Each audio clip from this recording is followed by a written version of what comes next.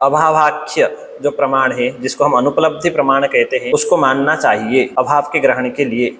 यह प्रसंग चल रहा था। तो इसमें अभाव को पृथक प्रमाण मानने की आवश्यकता नहीं है, क्योंकि यहाँ पर बताया गया था यदि अत्र घटो अभविष्यत् तर्हि भूतलमेव अद्रक्ष्यत् इत्यादि जो तर्क है, तर्क सहकृत जो अनुपलब्धि है, अनुपलम्भ, उसके सहायता से प्रत्यक्ष प्रमाण से ही अभाव का ग्रहण हो जाता है। जैसे भूतल में घटाभाव है, इंद्रिय से ही वो ग्रहण होगा, प्रत्यक्ष प्रमाण से ही अभाव का ज्ञान होगा, लेकिन उसमें अनुपलब्धि, तर्क आदि सहकारी कारण होते हैं, ये बताया था। अब दो चीज हम यहाँ पर ध्यान में रखते हैं। नैयायिक अभाव का प्रत्यक्ष होता है ऐसा कहते हैं, प्रत्यक्ष प्रमाण से ही अभाव गृहीत होता है। अन्य जो अनुपलब्धि को प्रमाण मानते हैं, भाट्ट वेदांती, वो कहते हैं प्रत्यक्ष प्रमाण से, इंद्रियादि से अभाव का ग्रहण नहीं हो सकता, इसीलिए अनुपलब्धि को अलग से प्रमाण मानना है। ये दोनों विवाद है। तो नैयायिक ने कहा अनुपलब्धि सहकारी कारण है, अनुपलब्धि से सहकृत होकर के इंद्रिय से ही अभाव गृहीत होता है। ये जो न्याय का सिद्धांत है, इसके ऊपर अब प्रश्न होते हैं। जितने भी इंद्रियां होते हैं, संबद्ध जो अर्थ है, इंद्रिय से संबद्ध जो अर्थ है, उसका ही ग्रहण करते हैं। अभाव का इंद्रिय के साथ संबंध नहीं हो सकता, क्योंकि संबंध दो प्रकार के होते हैं, संयोग और समवाय। इंद्रिय और अभाव का संयोग भी नहीं है और समवाय भी नहीं है। संयोग नहीं है क्योंकि दोनों द्रव्य नहीं है, समवाय नहीं है क्योंकि दोनों अयुत सिद्ध नहीं है। और इससे पहले जितने भी इंद्रियां होते हैं वो संबद्ध अर्थ ग्राहक ही होते हैं, इसके लिए अनुमान भी बताया था, पिछले पाठ में हमने पढ़ा था। तथा ही इंद्रियाणि वस्तु प्राप्य प्रकाशकारिणी ज्ञान करणत्वाद आलोकवत, एक अनुमान था कि सभी इंद्रियों में वस्तु प्राप्य प्रकाशकारित्व सिद्ध करने के लिए।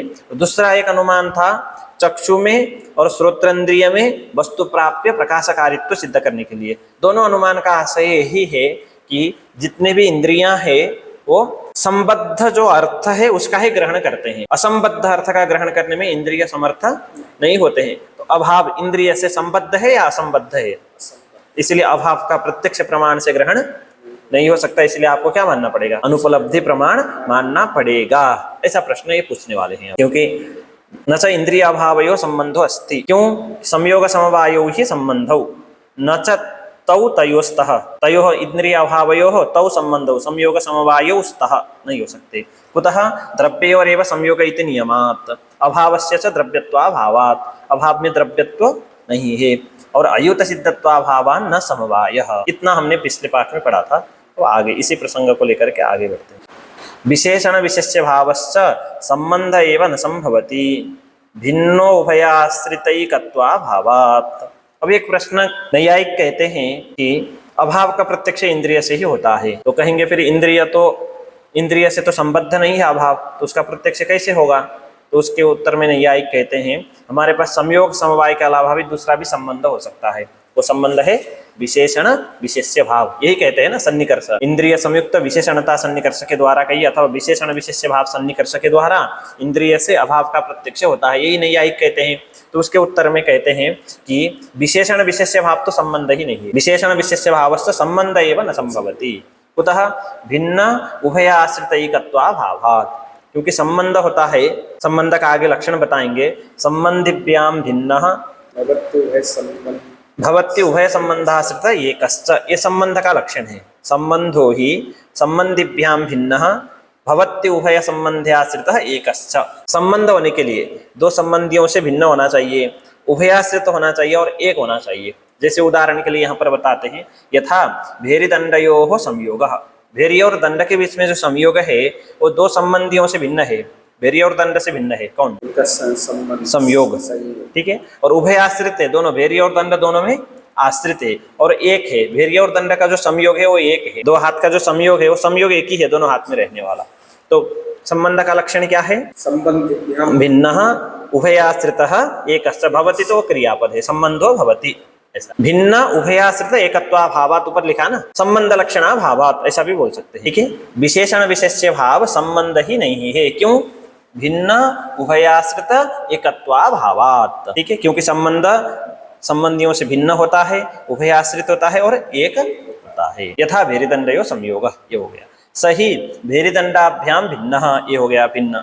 तद उभयाश्रितः, भेरी और दंड उभयाश्रित होता है, और एकश्च, भेरी और दंड का संयोग एक है। न च विशेषण विशेष्य भावस्तथा, विशेषण विशेष्य भाव जो संबंध है वो इस प्रकार का नहीं है, भिन्न उभयाश्रित एक नहीं है। तथा ही दंड पुरुषयोः विशेषण विशेष्य भावो नताभ्याम विद्यते, न हि दंडस्य विशेषणत्वम् अर्थान्तरं नापि पुरुषस्य विशेष्यत्वम् अर्थान्तरम् अपितु स्वस्वरूपमेव अथवा स्वरूपमेव।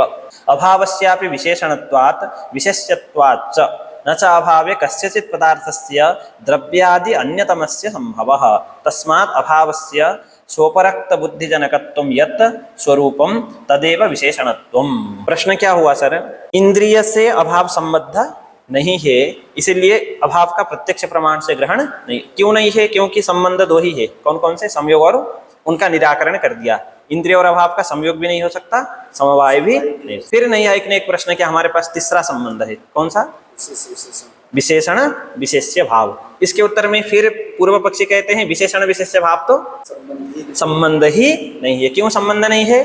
संबंध किसे कहते हैं? संबंधियों से भिन्न हो, उभयाश्रित हो और एक हो। और ये जो विशेषण विशेष्य भाव है ऐसा नहीं है। क्यों नहीं है उसको भी बताते हैं। जैसे मान लीजिए दंडी पुरुषा कहते हैं, दंडी पुरुष, विशेषण क्या है? दंड, विशेष्य क्या है? पुरुष। दोनों में क्या संबंध है? विशेषण विशेष्य भाव। दोनों में क्या संबंध है? विशेष्य भाव। ठीक है। विशेषण विशेष्य भाव मतलब क्या? विशेषणता विशेष्यता, दंडनिष्ठा विशेषणता, पुरुषनिष्ठा विशेष। विशेषणता विशेष्यता कहिए, विशेषण विशेष्य भाव कहिए, एक ही बात है। तस्य भाव तो तलो। तो दंड में जो विशेषणता है वो दंड से अतिरिक्त नहीं है। पुरुष में जो विशेष्यता है वो पुरुष से अतिरिक्त नहीं। तो फिर अतिरिक्त पदार्थ की कल्पना करनी पड़ेगी। जैसे विशेषणता, विशेष्यता, अनुयोगिता, प्रतियोगिता, ये इनको प्रतियोगी अनुयोगी स्वरूप माना जाता है। अपने अनुयोगी स्वरूप जिसमें रहते हैं तत्स्वरूप ही है, धर्मी स्वरूप ही है, वो धर्मी से अतिरिक्त नहीं है, ऐसा माना जाता है। ठीक है। तो दंड में जो विशेषणता है दंड से अतिरिक्त, तो संबंधी से भिन्न हुआ। जो विशेषणता है वो विशेषण से अतिरिक्त, विशेष्यता जो पुरुष में हो पुरुष से अतिरिक्त, पुरुष स्वरूप ही है वो, पुरुष से अतिरिक्त। संबंध को तो संबंधियों से भिन्न होना चाहिए। विशेषणता विशेष्यता अथवा विशेषण विशेष्य भाव ये संबंध से भिन्न नहीं है, उभयाश्रित भी नहीं है। क्योंकि विशेषणता सिर्फ विशेषण में ही है और विशेष्यता सिर्फ, ये तो एक आश्रित हो गया। उभयाश्रित भी, और विशेषण विशेष्य भाव एक है या दो है? विशेषण विशेष दो है। एक विशेषणता है, एक विशेषण भाव है, एक विशेष। संबंध का एक भी विशेषण नहीं आया। संबंध होने के लिए क्या होना चाहिए? संबंधियों से भिन्न होना चाहिए, उभयाश्रित होना चाहिए, एक होना चाहिए। विशेषण विशेष्य भाव में संबंध का लक्षण नहीं, इसलिए तो संबंध ही नहीं। इसलिए आप ऐसा नहीं कह सकते कि इंद्रिय का अभाव के साथ विशेषण विशेष्य भाव संबंध होने से इंद्रिय से अभाव का ग्रहण हो जाएगा, ऐसा नहीं कह सकते। नहीं दंडस्य विशेषणत्वम् अर्थांतरम नापि पुरुषस्य विशेष्यत्वम् अर्थांतरम। मतलब दंड में जो विशेषणता है और पुरुष में जो विशेष्यता है वो अन्य मतलब भिन्न पदार्थ नहीं है, अपितु स्वरूपमेव। वो दंड स्वरूप ही विशेषणता है, पुरुष स्वरूप ही विशेष्यता है। क्यों ऐसा क्यों मानना पड़ेगा? विशेषणता विशेषण स्वरूपी है और विशेष्यता विशेष्य स्वरूपी है, स्वस्वरूपी है, ऐसा क्यों मानेंगे? तो उसके लिए कहते हैं अभावस्यापि विशेषणत्वात्। क्योंकि कभी कभी अभाव भी क्या होता है? विशेषण होता है। जैसे मान लीजिए घटाभाववत भूतलम, ऐसा बोलते हैं। तो विशेषण क्या होगा? घटाभाव। विशेष्य क्या होगा? भूतल। विशेषणता किसमें है? अभाव। अभाव में विशेषण। अभाव में मतलब हमको इतना ही बताना है कि अभाव में कभी विशेषणता रह सकती है कि नहीं। जब अभाव विशेषण बनेगा तो अभाव में क्या रहेगी? ये जो विशेषणता है क्या है पूछेंगे तो आप इस विशेषणता को द्रव्य, गुण, कर्म, सामान्य, विशेष नहीं बोल सकते। अभाव तो ये नहीं, अभाव तो बोल ही नहीं सकते। हमारे पास 7 ही पदार्थ हैं, द्रव्य, गुण, कर्म, सामान्य, विशेष, समवाय और अभाव। ठीक है। अभाव में जो विशेषणता है वो अभाव है नहीं है। अभाव होगा तो घटाभाव, पटाभाव ऐसे बोलते, विशेषणता नहीं बोलते, वो भाव पदार्थ है। ठीक है। वो जो विशेषणता है उसको द्रव्य नहीं बोल सकते, गुण नहीं बोल सकते, कर्म नहीं बोल सकते, सामान्य नहीं बोल सकते, विशेष नहीं बोल सकते और समवाय नहीं बोल सकते। क्यों? क्योंकि अभाव में कोई भी पूर्व के जो 6 पदार्थ है नहीं रहते हैं। द्रव्यादि 6 पदार्थ कभी भी अभाव में नहीं रहते हैं। जैसे घट अपने अवयव में रहता है, भूतल में रहता है, घटत्व घट में रहता है, द्रव्य में रहता है, समवाय अयुत सिद्ध का संबंध है। अभाव में 6 में से कोई भी पदार्थ नहीं रहता है। अगर मान लीजिए अभाव में जो विशेषणता है वो द्रव्यादि 6 में से कोई एक है ऐसा कहेंगे तो आपको ये मानना पड़ेगा अभाव में कोई द्रव्यादि अन्यतम पदार्थ रहता है। ऐसा तो होता ही नहीं है। इसलिए यह जो विशेषणता है इसको क्या मानना पड़ेगा? स्वरूप, विशेषण स्वरूप ही मानना पड़ेगा। उससे अतिरिक्त कोई पदार्थ नहीं, स्वस्वरूपी मानना पड़ेगा। क्यों? क्योंकि अभाव भी विशेषण होता है। अभावस्यापि विशेषणत्वात् विशेष्यत्वात्, कभी कभी अभाव विशेष्य भी होता है तो उसमें विशेष्यता भी है, इसलिए विशेष्यता विशेषणता ये विशेष्य और विशेषण से अतिरिक्त नहीं है।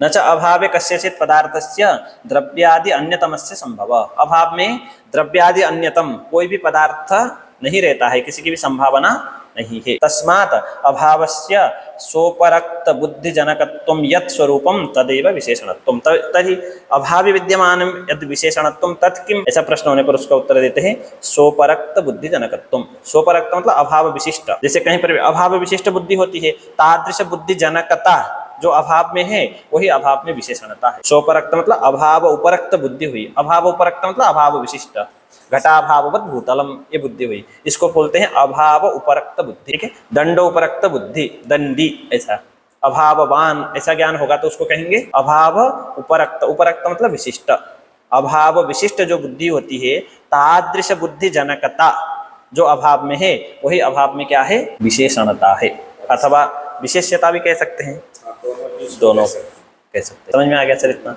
तो अभी तक क्या बात हुई कि इंद्रिय का अभाव के साथ विशेषण विशेष्य भाव संबंध नहीं हो सकता, क्योंकि विशेषण विशेष्य भाव संबंध ही नहीं है। क्यों नहीं है? क्योंकि संबंध को संबंधियों से भिन्न होना चाहिए, उभयाश्रित होना चाहिए, एक होना चाहिए। ये जो विशेषण विशेष्य भाव है संबंध से भिन्न क्या है? फिर विशेषण भाव विशेष्य भाव मतलब विशेषणता विशेष्यता क्या है? कौन से पदार्थ है पूछेंगे तो विशेषण विशेष्य स्वरूप ही है, स्वस्वरूप ही है। ठीक है ना?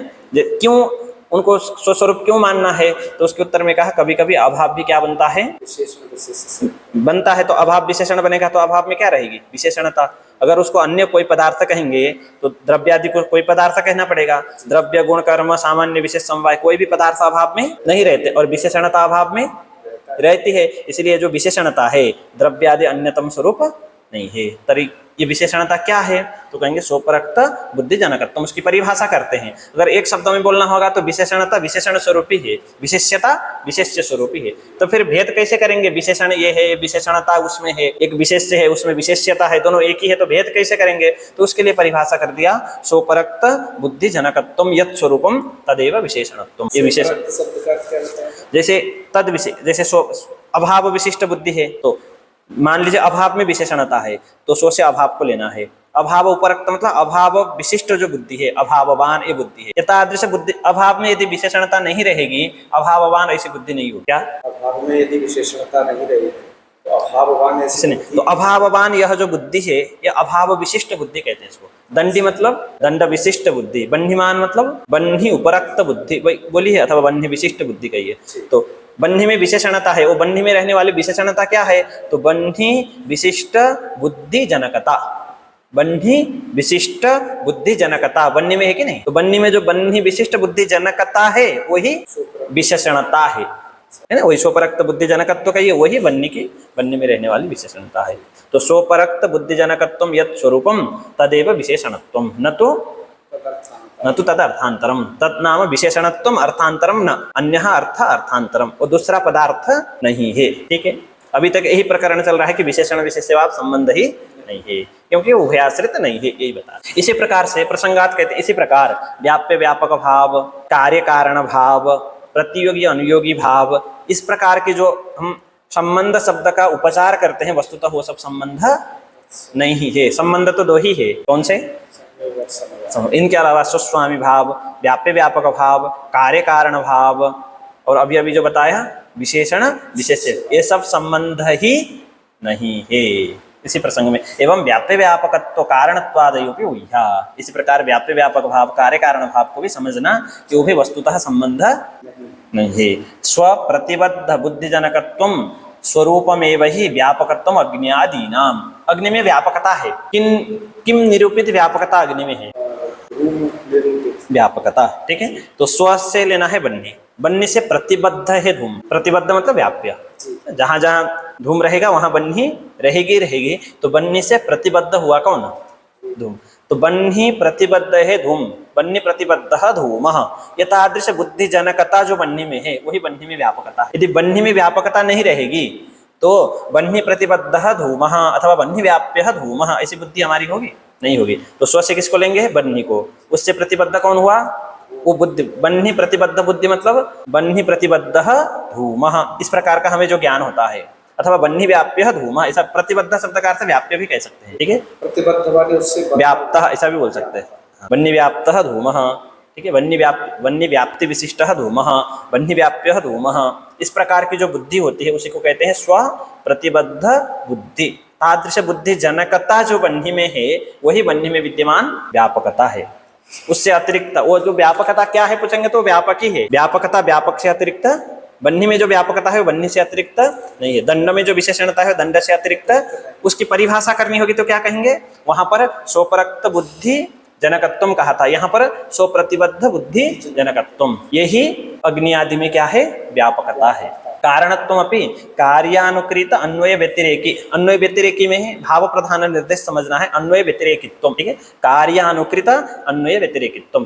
कार्यानुकृत अन्वय व्यतिरेकी मतलब कारण सत्व कार्य सत्वम, कारणाभावे कार्याभावः। कारणत्व कैसे आए बता रहा हूँ सर, जैसे कारणत्व मतलब जैसे व्यापकत्व, व्याप्यत्व, इससे पहले विशेषणता, विशेष्यता, कोई संबंध नहीं है, उसी प्रकार कारणता, कार्यता मतलब कार्य कारण भाव भी कोई संबंध नहीं है। तो कारणता क्या है पूछेंगे तो आपको ये उत्तर देना पड़ेगा, कार्यानुकृत अन्वय व्यतिरेकित्वम। किम नाम कारणत्वम, कार्यानुकृत अन्वय व्यतिरेकित्वम। किम नाम व्यापकत्वम, स्वप्रतिबद्ध बुद्धिजनकत्वम। ये व्यापकत्व मतलब व्यापकता की परिभाषा नहीं है सर, व्यापकत्व कौन सा पदार्थ है पूछेंगे तो ये उत्तर देना है, ठीक है ना।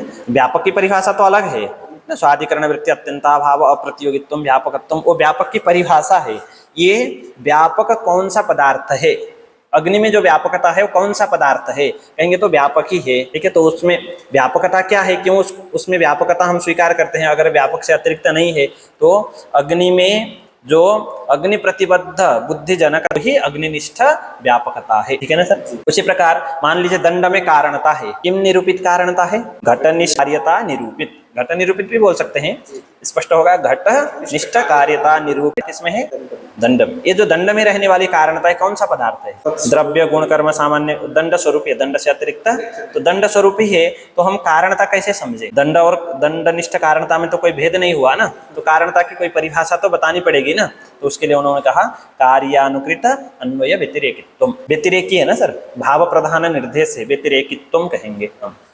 कार्यानुकृत अन्वय व्यतिरेकी मतलब कारण सत्वे कार्य सत्वम, कारणाभावे दंड सत्वे घट सत्वम, दंडाभावे घटा, ये है ना। एक कार्यानुकृत घटानुकृत अन्वय व्यतिरेकित्व किसमें है, वही दंडनिष्ठ कारणता है, ठीक है ना।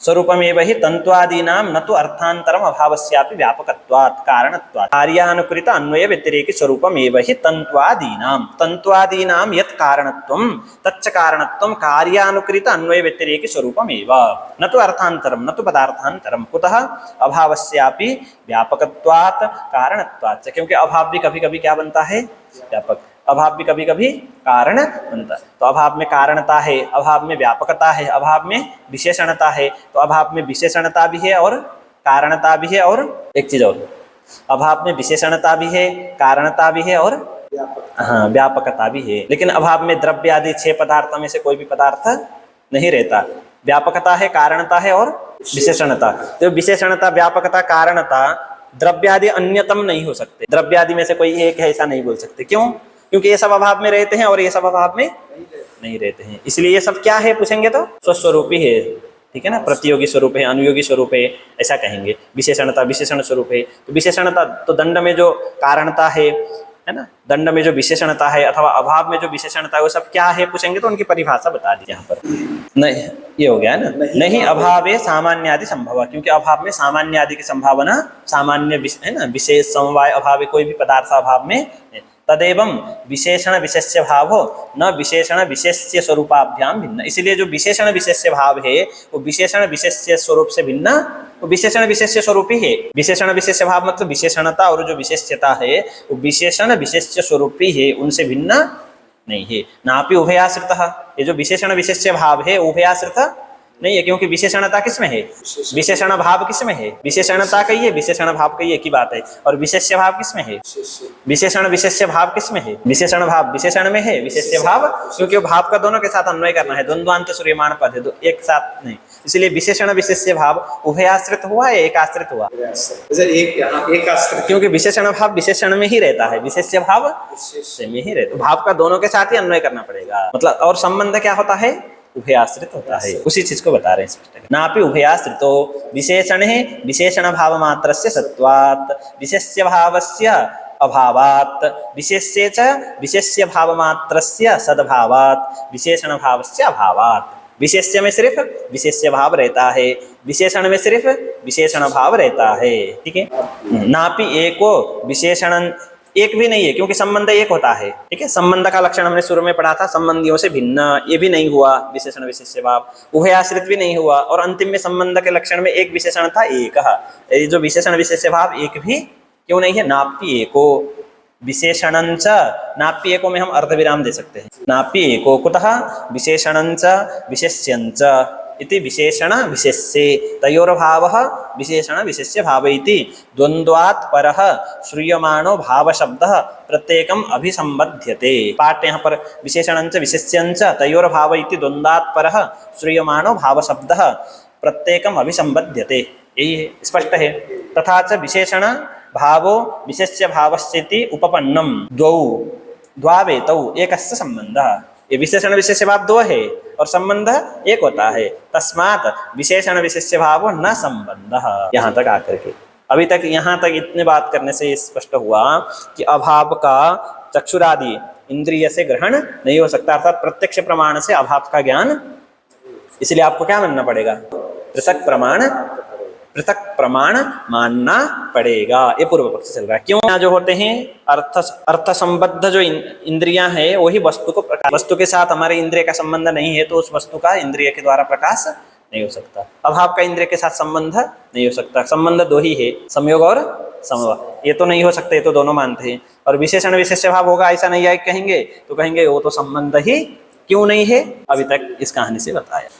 एवं व्याप्य व्यापक भावादयोपि, इसी प्रकार व्याप्य व्यापक भावादि भी संबंध नहीं है, स्पष्ट हो गया है। कहेंगे तभी हम तो कहते हैं स्वस्वामी भाव संबंध है, षष्ठी से वहां पर बताते हैं स्वस्व क्या है, कारक प्रातिपदिकार्थ व्यतिरिक्त स्वस्वामी भावादि संबंध।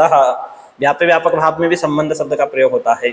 धूम और बन्नी में कौन सा संबंध है पूछेंगे तो व्याप्य व्यापक भाव। कभी विशेषण विशेष्य का प्रयोग करते हैं, दंडः विशेषणम पुरुषः विशेष्यः, जब हम ऐसा प्रयोग करते हैं तो दोनों में विशेषण विशेष्य भाव संबंध है ऐसा बोलते हैं। यदि ये संबंध ही नहीं है तो इनमें संबंध शब्द का प्रयोग क्यों होता है? तो गौण प्रयोग है।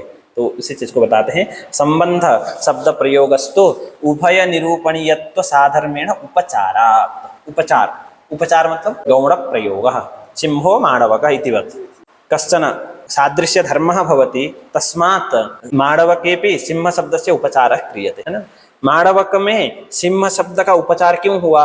जिस प्रकार सिंह पराक्रमी होता है उसी प्रकार माणवक भी, दोनों में साधर्म्य आया ना, इस साधर्म्य के चलते उपचार हो गया। किसमें किसका? इसी प्रकार हम किसमें किसका उपचार कर रहे हैं?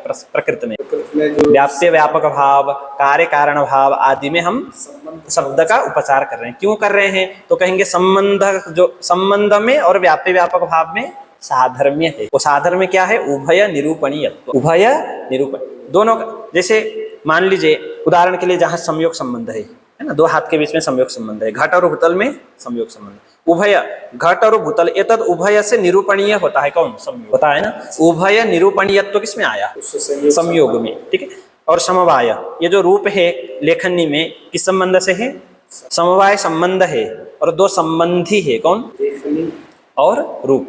तो एतद उभय लेखनी रूप, एतद उभय निरूपणीयत्व किसमें है? उसी प्रकार विशेषण विशेष्य भाव में भी उभय निरूपणीयत्व है। दंड विशेषण है, पुरुष विशेष है, एतद उभय निरूपणीयत्व किसमें है?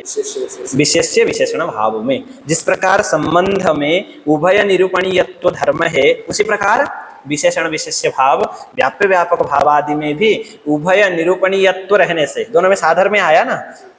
उभय निरूपणीयत्व रूप साधर्म्य के चलते व्याप्य व्यापक भाव आदि में भी संबंध शब्द का क्या होता है? उपचार मात्र होता है, वस्तुतः वो संबंध नहीं है। ठीक है ना। तथा च असंबद्धस्य अभावस्य इंद्रियेण ग्रहणम न संभवति, यहाँ तक पूर्वपक्ष।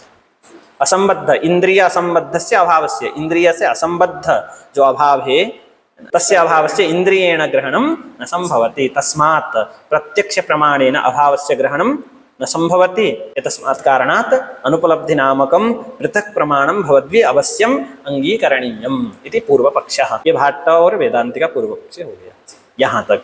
अब सत्यम, अपने अभी तक जो बताए सारी बात सही है ना, अर्ध स्वीकार सत्यमिति अर्ध। जो आपने कहा संबंध दो ही होते हैं, संयोग और, ये भी सही है। और विशेषण विशेषभावी संबंध भी नहीं है, ये भी सही है, ठीक है। लेकिन हम बताते हैं एक आपका जो नियम है उसको थोड़ा संशोधन करना पड़ेगा। उनका नियम क्या था कि इंद्रिय से संबद्ध जो अर्थ होता है उसको ही प्रकाशित करते हैं कौन, इंद्रियां, ये नियम था। लेकिन ये नियम सार्वत्रिक नहीं है, समझ गए ना सर। क्या नियम था, चक्षुरादि जो इंद्रियां है उससे संबद्ध जो अर्थ है, इंद्रियाणि वस्तु प्राप्य प्रकाशकारिणी, ये जो नियम था ये सभी पदार्थ के लिए नहीं है। सिर्फ ये नियम भी सही है, लेकिन ये नियम कहाँ पर लागू होगा, भाव पदार्थों में, भाव के ग्रहण में। जितने भी भाव पदार्थ है, भाव मतलब द्रव्य, गुण, कर्म, सामान्य, विशेष, समवाय, अगर इनका इंद्रिय के द्वारा आपको प्रत्यक्ष करना होगा तो इनका संबंध होना पड़ेगा किसके साथ, इंद्रिय के साथ। अभाव के साथ अभाव का अगर चक्षुरादि इंद्रिय से आपको ग्रहण करना है तो वहां पर इंद्रिय संबद्ध ही होना चाहिए अर्थ को, ये नियम नहीं, ठीक है ना सर। भावावच्छिन्नत्वाद् व्याप्तेः भावं प्रकाशयद इंद्रियं प्राप्तमेव प्रकाशयति न तो अभावमपि। अभावं प्रकाशयद इंद्रियं विशेषण विशेष्य भावमुखेनैव इति सिद्धान्तः, ठीक है ना सर। भावावच्छिन्नत्वात्, ये जो नियम व्याप्ते है, भावावच्छिन्नत्वात्, ये जो व्याप्ति है वो भाव से विशिष्ट है। मतलब वह जो व्याप्ति है, इंद्रियाणाम वस्तु प्राप्य प्रकाशकारित्वम, ये व्याप्ति है। जितने भी इंद्रियां हैं वस्तु को प्राप्त करके ही उसको प्रकाशित, तो संबद्ध जो अर्थ है उसको ही प्रकाशित करते हैं कौन, इंद्रिय।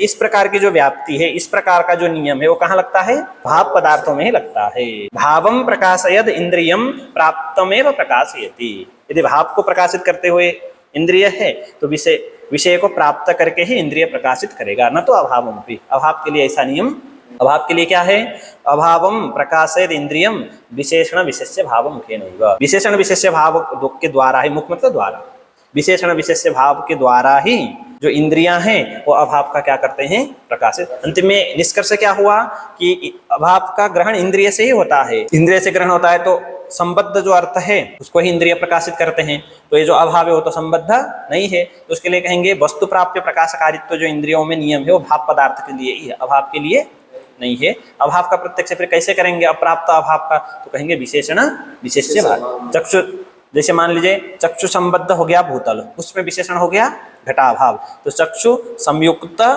विशेषणता सन्निकर्ष के द्वारा, चक्षु संयुक्त विशेषणता सन्निकर्ष के द्वारा चक्षुरिंद्रिय से अभाव का प्रत्यक्ष हो जाएगा। तो विशेषण, यहाँ पर विशेषण भाव मुख हो गया, कहीं पर विशेष्य भाव मुख हो जाएगा, तो विशेषण विशेष्य भाव मुखे नहीं वही सिद्धांत।